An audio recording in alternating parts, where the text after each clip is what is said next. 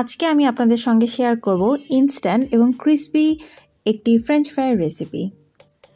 রেসিপিটি বানাতে অনেক কম সময় লাগবে আর খেতেও কিন্তু ক্রিসপি হবে।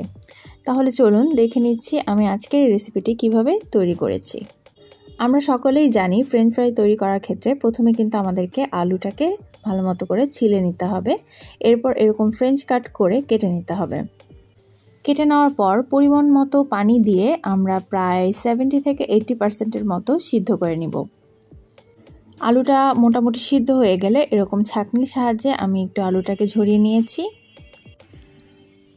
আলুর এক্সট্রা পানিটা ঝরাতে দিয়ে আমি এদিকে তেলটা গরম করে নিয়েছি, আর তেলটা গরম হয়ে যাওয়ার পর আমি এখানে একে একে করে কেটে নেওয়া আলুগুলোকে দিয়ে দিলাম। আপনারা চাইলে একবারে ডুবন্ত তেলেও ফ্রেঞ্চ ফ্রাই করতে পারেন। আমি আজকে এরকম কম পরিমাণ তেল দিয়েই ফ্রেঞ্চ ফ্রাইটা করে নেব। আলুগুলো দেওয়ার পর আমি এরকম আলুগুলোকে সামান্য তেলে ডুবিয়ে দেওয়ার চেষ্টা করছি। এই পর্যায়ে চুলার আঁচটা একেবারে হাই ফ্লেমে থাকবে। লো ফ্লেমে রাখলে সেক্ষেত্রে আলুগুলো ভেঙে যাওয়ার সম্ভাবনা থাকবে। হাই ফ্লেমে সর্বোচ্চ 3 থেকে 5 মিনিট ভেজে নেওয়ার পর ঠিক কালারটা এরকম চলে এসেছে। এবার আমি ছাঁকনির সাহায্যে আলুর এক্সট্রা তেলগুলো ঝরিয়ে নিয়ে একটি পাত্রে তুলে নিচ্ছি। এবার আরও যেগুলো আলু পিস রয়েছে আমি সেগুলো একে একে ভেজে নিব।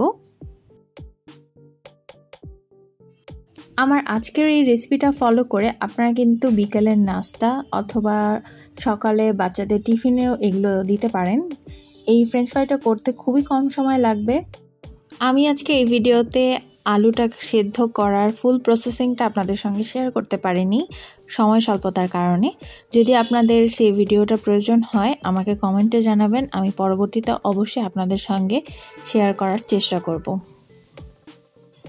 তেলগুলো যখন খুব ভালো মতো করে ঝরিয়ে নেওয়া হয়ে যাবে তখন আমি এরকম একটা পরিষ্কার পাত্রে ঢেলে নিচ্ছি গরম গরম ফ্রেঞ্চ ফ্রাইটা খুবই ক্রিস্পি হয়েছে। যদি গরম খাওয়া যায় তাহলে কিন্তু আরও ভালো লাগবে। এই পর্যায়ে আমি দিয়ে দিচ্ছি সামান্য পরিমাণে গোলমরিচের গুঁড়া আর দিচ্ছি 1 চিমটি পরিমাণে লবণ। আপনারা লবণের পরিবর্তে বিট লবণও দিতে পারেন, এটা আপনাদের স্বাদের উপর ডিপেন্ড করবে। আমার মেয়ে তো ফ্রেঞ্চ ফ্রাই খেতে খুবই পছন্দ করে। আজকে মেইনলি আমি ওর আবদারে এই রেসিপিটি তৈরি করেছি। গরম গরম বাটিতে ঢেলে দেওয়ার পরপরই ও খাওয়া শুরু করে দিয়েছে।